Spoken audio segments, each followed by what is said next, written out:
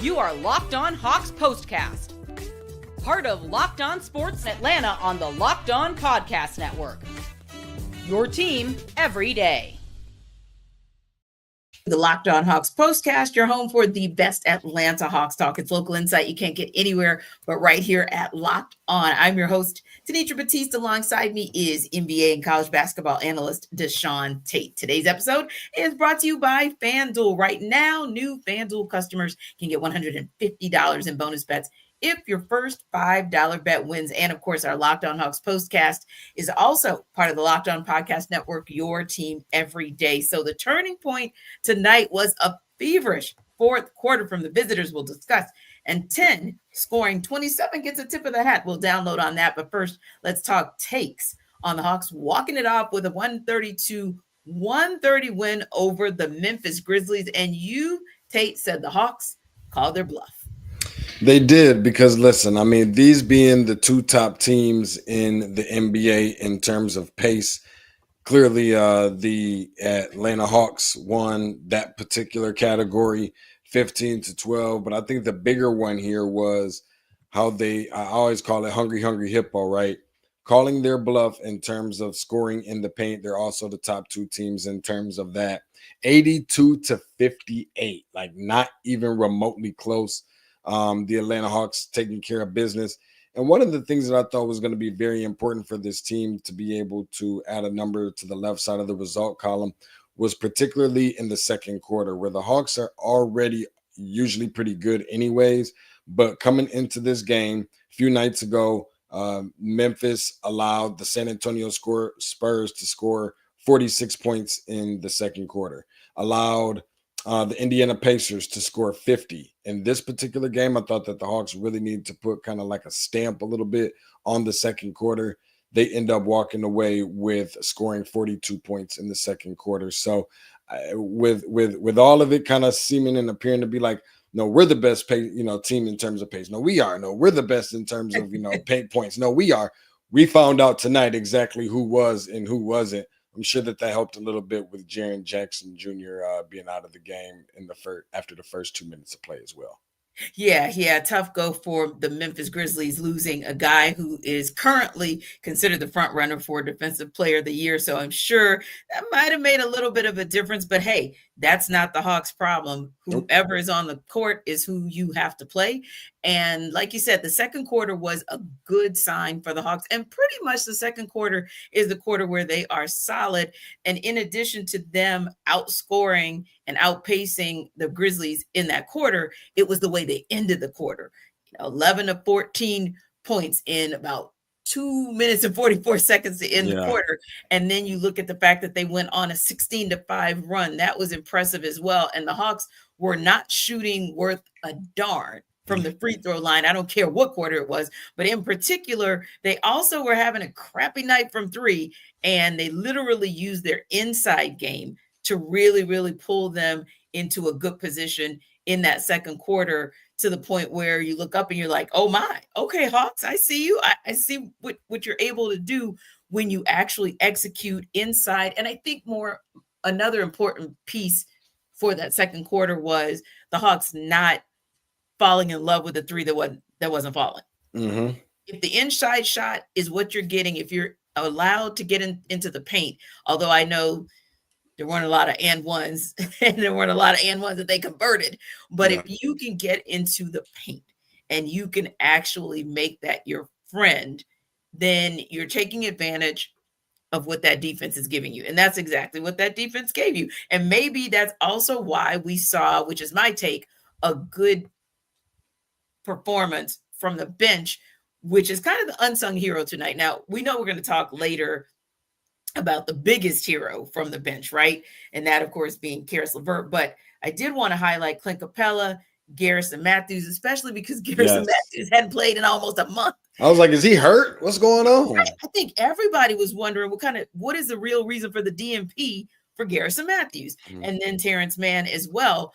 And let's start with Clint Capella, because again, can't be easy coming off the bench and being in sort of that supporting role, if you will. But in 16 minutes, 4 of 7 field goals, and hey, for Clint Capella to make 3 out of 6 free throws, we're going to be okay. I knew you were going to say it. We'll be okay with that because dude had 4 or 7 field goals and 11 points, 4 rebounds, an assist, a steal, and a block, and no turnovers. So if I'm going to get that kind of performance out of Clint Capella in 16 minutes, I am not going to hang my hat on the fact that he missed 3 free throws. So I think Garrison Matthews as well, good look for him to be able to come into this game because it wasn't the greatest night, as I mentioned, for the Hawks from 3, especially in the beginning. But ultimately, they did end up with 46% from the 3, and a lot of that was in large part to another guy we'll talk about later, Zaccharie Risacher, but also Garrison Matthews. Yes. Matthews in 14 minutes scored 11 points and hit 3 threes at critical moments in this game. And wait a minute, he had 2 rebounds and a couple blocks, Tate. Actually playing at both ends of the court. What? No doubt. What you say, Tate? What you say, Garrison Matthews? Bravo. And then Terrence Mann, of course, only got onto the court for what? Let's see. Well, actually, he had a lot of minutes, 29 minutes, don't get me wrong. But he's one who we're still kind of figuring out. We're still wanting to get at least something from him. And while it wasn't a whole lot that he contributed, at least you got 7 points. At least you got a couple rebounds. You got assists, and you got a block. So, again, we need to see more productivity from Terrence Mann, but I'm glad the Hawks got something from him tonight.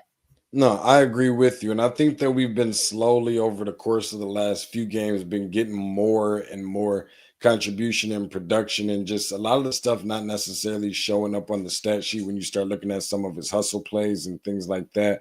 And even with some of his scoring, although it's not coming in like large bulk by any stretch of the imagination, it is also during key possessions a lot of times. Like a couple times I've definitely noticed on tonight, where it seems like a lot of the points that were coming in the paint from the Atlanta Hawks, not just because of that over-the-shoulder hook shot that it seems like that Clint Capella couldn't miss, but even some of those slip screen passes and back doors for easy layups. This was one of those games where it felt like, and I don't say this often, that the Atlanta Hawks really didn't appear to have to work really hard for their money. They were able to make things, make some of the more simpler passes, convert on some of the more simple jump shots without a whole lot of players running out them or closing out late, things like that. You talked about Garrison Matthews. I don't know what got into him. I know he went to Lipscomb, which I believe is in Tennessee. So maybe it only made sense that he got the kind of time that he got on tonight because they're playing in Memphis. But I just thought that overall it was good. I mean, the Hawks stuck to their game plan. They played their game, and they didn't get caught up, not only like we were talking about in the outside jump shooting, but they didn't get caught up in just running all the time either. We saw some half-court sets out there. It wasn't run and gun. I don't know if you remember this. You used to go play basketball. It shows how long I've been here in Atlanta at a place on the east side called Run and Shoot. That's exactly what this was here, what we've seen on tonight. Felt like run and shoot. Like the defense was definitely at a minimum, but obviously the defense came in handy at the right time, which at the end of the game. Yeah, it was. You didn't need a whole lot of defense. You just needed a whole lot of defense at the right time, and the Hawks got it, and they finished. DeShaun, they actually finished, and that is our turning point when we return.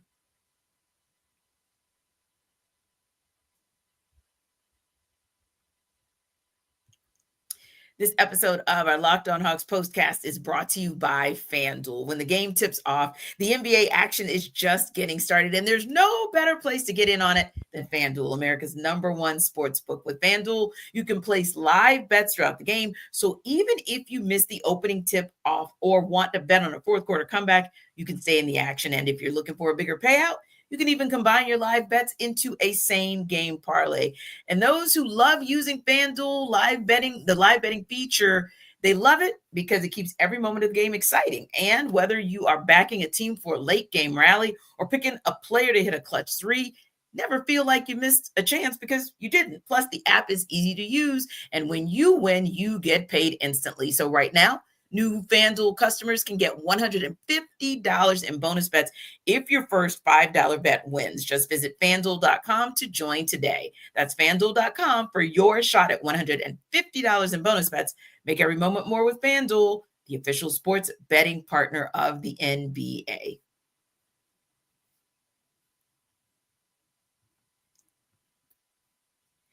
So after being down by as many as 9 points, storming back midway through the second quarter, but then falling apart in the third quarter, the Hawks outscored the Grizzlies 31-23 in the fourth quarter, and that fourth quarter play was the turning point. Time to reveal where the game was won or lost. It's the turning point.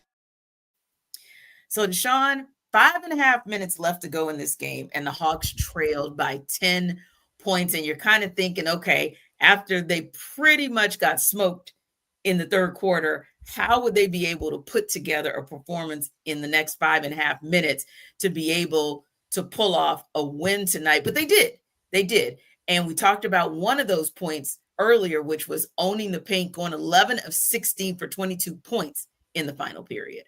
Yeah, I think what it ended up coming down to Tenitra was just allowing Memphis to eventually kind of shoot themselves in the foot. Once they realized that they didn't have, John Morant, and obviously Memphis was kind of settling in because they had been pretty much the whole game since they learned that they wouldn't have someone like a Jaren Jackson. Sure. Whenever you have someone like a Desmond Bane, which give him his credit at a triple-double, I believe, tonight or what have you, played a fantastic game. Mm-hmm. But that's only going to take you so far. You're going to have to start relying on some other guys.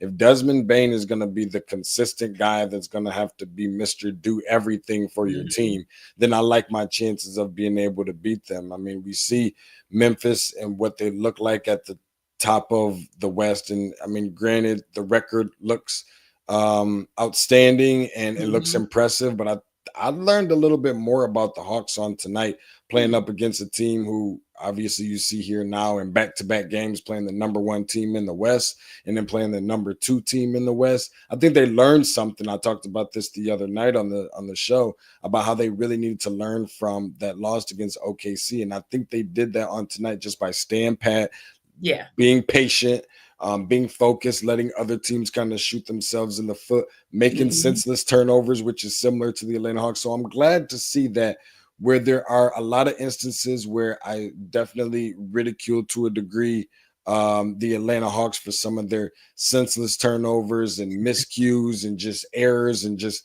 unforced turnovers and things like that. I think they kind of noticed some similar things as such in the Memphis Grizzlies. And if not nothing else, you have to be able to be the team that takes advantage of the team that does similar things such as you.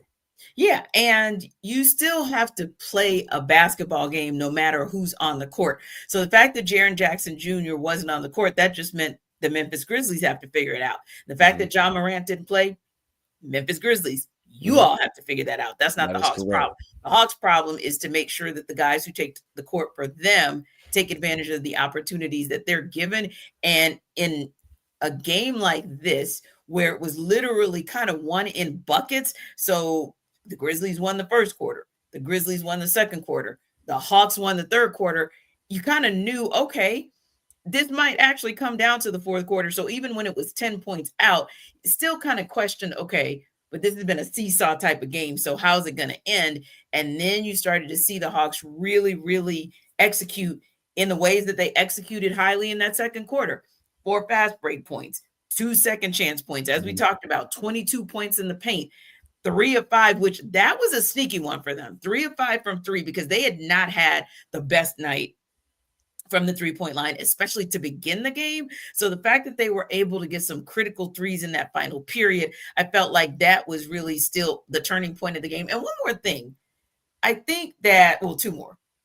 So they escaped without having to shoot free throws in the fourth quarter, DeShaun. So, hey, if that's the way it goes and you are able to get to that 3-point line and you're able to execute after you got bludgeoned from 3 in the third quarter, I'm okay with not shooting free throws, because at one point, I think in the third quarter, they missed 5.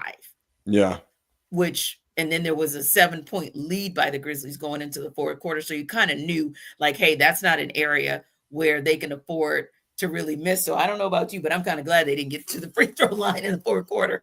No, seriously. I mean, they shot 53% from the free throw line, I think, on tonight. And again, we could talk about all the great things that they did, because they did find a way to turn Memphis over, 20 times, had more blocks than Memphis, doubled that particular amount, had more steals than Memphis, almost doubled that particular amount, shot it better from the field. Are we seriously having real conversations about Atlanta shooting better from three than somebody at the end of the game? You can't have it your way all the time and be perfect with everything. So obviously that turnover situation, I know how it goes with Coach Tenitra at practice the next day. Luckily, it's another game. Because if they would practice with Coach Tenitra, they'd be doing nothing but shoot. They would be living on the free throw line tonight. We'd mark up a free throw line on the bus, on the plane tonight, whatever the case may be. They're going to live on that line. Luckily, they didn't have to learn their lesson from not hitting those free throws on tonight. But, this also being a game where both teams came in with on a two-game losing streak. And I think impressively enough too is the fact that we start looking at the third quarter, Memphis didn't have any turnovers in the third quarter either. So much of this credit really went down to the fight and just the hard work ethic, the blood, sweat, tears, all the fancy stuff terms that we throw around, the sweat equity in that fourth quarter where they showed up, showed out, and played all the way through all four quarters. And that's how you survive in advance. Yeah, it is. It really is, because you can go anywhere. You can go to the free throw line had they lost the game, but you're able to go to total turnovers and say they really protected the ball in the fourth quarter, and they ensured that, hey, we might have turned it over 12 times, but you only got 13 points off those turnovers. So to me, that's always critical. If you make the mistake, the best thing that you can do after making the mistake is just course correct. And a course correct for me is the other team doesn't get those turnover points. And I think too, one thing that was critical, and Quinn Snyder's really, really, I believe, good about when he's going to challenge, right? About a minute and 51 to go. Pretty much what you would call a high leverage challenge. I don't think any of us thought that it wasn't going to be overturned, and it was. And that took away free throws from Memphis, and Memphis had been shooting their free throws fairly well. And then that gives the ball back to the Hawks. So again, you have all of those little moments in the fourth quarter that literally undid what the Grizzlies were able to do in the third quarter, and then sent you back to what the Hawks were able to do in the second quarter to make that fourth quarter the turning point and ultimately the win for them. But the turning point, a steal and a score, oh my God, that is actually what you'll be talking about. This is what you'll be talking about. Sean, you could not have scripted it better. The walk-off for the Hawks to end this game. And like we said, it kind of started to turn at 151. You kind of knew, okay, they got something overturned in their favor. So maybe this whole game is going to go in their favor. So your guy, like you said, Desmond Bane had really kind of taken over this game for the Grizzlies. So Desmond Bane gets the ball in his hands with like 3 seconds left. And you're thinking to yourself, okay, this might be tight. And that last possession, literally, you're like, okay, the Grizzlies can really kind of dribble this thing out. And the Hawks didn't even get a chance to get it back. And in comes Dyson Daniels for the steal. Caris LeVert makes a 2-pointer, and it's good night from there. Yeah, and listen, I mean, everyone on all the other networks and so forth are going to make a big deal out of this because it's going to make it seem like either A, this is something they haven't seen before out of Dyson Daniels, or B, seem like they're the smartest person in the room because they want to just now, this far and late into the season, make it seem like they've been watching Dyson Daniels. This isn't a surprise to us at all. Like, this is almost something that we kind of almost is expected to a degree. Yeah. I don't get really too bent out of shape or really too concerned when a bad decision is made late in the game by the Hawks, because I know they're always giving themselves a fighting chance by having Dyson Daniels on the floor in the waning moments of a game for exact reasons like this. For those exact reasons, I think is why you always have to consider the Atlanta Hawks of being in the game. Whenever it's just a tight game and a tight game situation, always got to tip your cap, to somebody like Dyson Daniels. I've been saying it over and over again. I know there's going to be some Jaren Jacksons and maybe a couple other guys that we're going to have conversations about for decent Defensive Player of the Year awards. They better hope that these kind of awards don't have nothing to do with records, because if you throw those things out of the window, I don't even think it's much of a conversation. It's impacting winning, and it's obviously contagious because it's rubbing off on many of the other players to kind of turn it up on that side of the ball too. Yeah, Dyson Daniels, of course, ends the game 14 points, 7 assists, 3 steals, none more critical than that final steal. And when he's on the court, a plus 16 in that plus minus category. So you can see what the impact is when you have Dyson Daniels out there. And you make a great point about the fact that when I see him, and most of the time we are going to see him in the waning minutes of a game because he's a starter, but I guess when I see the clock winding down, I always think the Hawks have a shot because of him. And that's tough. I didn't know I was going to be able to say that at any point, because I was always thinking that when Jalen Johnson was in the game. Okay. Like, as long as Jalen was there, the Hawks had a chance. Giving yourself a chance. Exactly, because Trey could find Jalen and Jalen could find the bucket. But Dyson Daniels, it's like he's like a safety. It's like a DB. Yeah. You always got him in the back pocket. Yeah, and he tracks the ball. I mean, he can does. track the ball. And that's the one thing that I really, really felt like, okay, where is Dyson Daniels? Because I was listening to it. I wasn't watching the game. I was listening to the game tonight. And I was like, where is Dyson Daniels on the floor? So it was kind of funny to me to see him be a part of that. But also Caris LeVert. I mean, because again, Dyson Daniels can steal, but somebody has to convert that ball. And that's what Caris LeVert did. He had an opportunity, took advantage of the opportunity, and you got to give him so much love and respect for him being able to score 16 of his 25 points in that fourth quarter, but none, of course, bigger than his final 2. I really thought that Caris LeVert was one of those guys that, like, again, I love to mention it. We start talking about guys that should be inserted into starting lineups and things like that. And maybe he is, that perfect ideal person to bring off the bench to replace a DeAndre Hunter. Is he DeAndre Hunter? No, but I think it's not going to be very far-fetched before we start saying, you know what? We lost DeAndre, but for a little bit of a cheaper value, we're able to get some very similar things out of him. In some instances, maybe even more. I thought that he would be considered, in my opinion, a starter, especially when you have a Muhammad Gay, who typically had been starting, isn't starting tonight. Not totally mad at the decision that was made to bring Caris LeVert off the bench, especially because you didn't have a Georges Niang to be able to shoot the 3 on tonight either. So congrats to Caris LeVert, who's really been coming in. And it isn't just about the fourth quarter. Like, he can get hot and get hot quick. I compare him to someone else very similar sometimes for whatever reason. Maybe it's just because it appears to be like instant offense, but it's 2 guys, and that's Lou Will and that's Jamal Crawford, 2 of the best that's coming off of the bench. Granted. But when I think of him, I just think of him as instant offense and the way that he can impact the game just strictly based off of his scoring.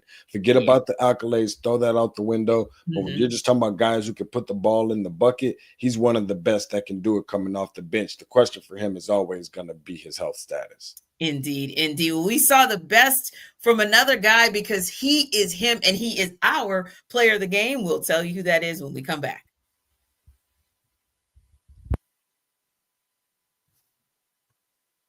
NBA fans, get ready. They swoosh, you save. Thanks to Dash Pass.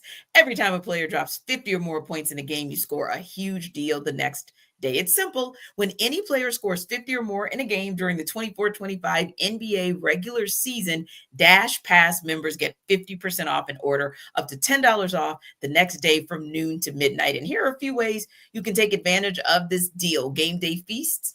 After an epic 50-point performance, celebrate by ordering wings, pizza, or burgers from your favorite spot delivered straight to your door. And late night cravings, whether you're staying up watching highlights or just need a midnight snack, or staying up to watch the Locked On Hawks Postcast, use Dash Pass to grab something delicious while saving big. Sign up for Dash Pass and be ready to save. When any player scores 50 or more in a game, Dash Pass members get 50% off an order the next day, up to $10 off. Just use promo code NBA50 from noon to midnight after a 50-point game on eligible orders at participating merchants. Must have an active Dash Pass account. Terms apply. Visit DoorDash to learn more.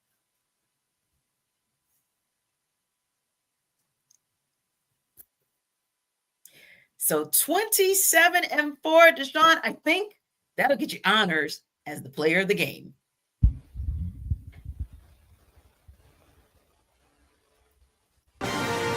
This is the Locked On Player of the Game.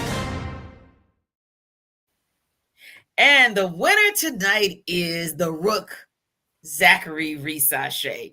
He had an amazing game. I really felt like everywhere he was, things were going to go well. 27 points, 4 steals, a block tonight. Just a tremendous game for Zaccharie Risacher. And he was one of the guys who had the hot hand early and late. 11 of 13 from the field, 5 of 7 from 3. Zaccharie Risacher, our player of the game. It really kind of felt like, Tenitra, that he couldn't miss on purpose, Yes. even if he wanted to be honest with you. And I'm glad to be able to see that it kind of worked out the way that it did, because, you know, in the month of February alone, he had played so well. Yes. And I was curious to know, okay, you know, not just because it's a different month or whatever, Mm-hmm. but how is he going to come out after not playing as well in the game against OKC? Yeah. But because he was able to kind of have that, I feel like just that switch that you have to flip, of having a very short-term memory of some of the games that you have where it's not nearly as good. I thought that he did a good job at, you know, having that type of a mindset, shot the ball very well, found himself in the paint. Like when you start looking at this particular team, guys that can shoot the ball and go to the basket and just moving well without the ball. I think he's one of the best, if not the best, that is on this team. It seems like it's so easy for the opposition and defenders to just lose him for whatever reason. Backdoor cuts, dunks, and he's starting to kind of show in his game and then that body language of just being more aggressive, not overthinking the game, still like kind of playing well within his means, not trying to go do anything. Looks like he just tried to practice, you know, just tried it in practice or shoot around earlier that day. He stays very well within himself. And I can see some of that confidence slowly building within his game too. Indeed. And he scored 14 points on 6 of 7 shooting from the field and 2 of 3 from deep at halftime. And like we said, went on to finish with 27 points. Word on the street, at least from ESPN, is that Dom Barlow is going to be converted to a two-way player to a 2-year standard NBA contract. That, according to his agent, who shared that information with Shams Charania. Now, the Hawks haven't confirmed the news yet, but he did get the start tonight after Mo Gay had started the last 7 games. And I got to tell you, I was impressed because he actually contributed something tonight. And when I think about the fact that Dom Barlow was able to even wake up and be able to function, and I'll tell you why in a second, and give the Hawks, I think, 6 points and 2 rebounds tonight, because last night, and let me see, just to give him all his credit, he played 13 minutes tonight, and then last night, he played 39 minutes for the Skyhawks. He scored 27, grabbed 11 rebounds. So he definitely is a guy who can contribute with the Hawks. They saw something in him, obviously, according to his agent, that makes them want to give him a 2-year contract. Well, you can kind of see in his game, too, that he's slowly becoming more and more confident when he's on the NBA floor as well. And I think that it is also a very good usage of minutes for him and when he gets in the game. And I mean, for what you see he was able to do on tonight, granted, this other guy is just a rookie, whatever, what have you as well. But Zach Edey is no small fry. Like, he makes Dominic Barlow look a little bit on the smaller side. Like, he's a load to try to check in the painted area.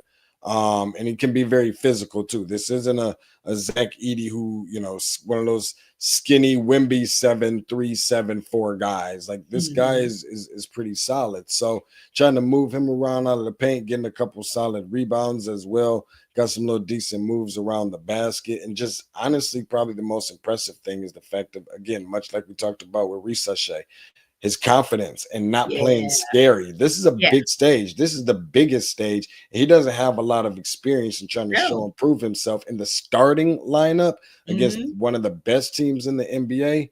Yeah. I think he did himself a good job tonight. I think he did too. And I also want to piggyback on what you said and give Risacher a world of credit for the bounce back from a couple nights ago, because that does show maturity as well. So shout out, just wanted to give Zaccharie Risacher his flowers for showing that level of maturity and showing how the game is continuing to slow down and his basketball IQ is continuing to pick up. Locked On Sports Atlanta is the #1 place to hang out after every game. Remember to like and subscribe to our YouTube channel. And for more on the Hawks, check out Locked On Hawks with our guy, Brad Rowland. We will see you next time.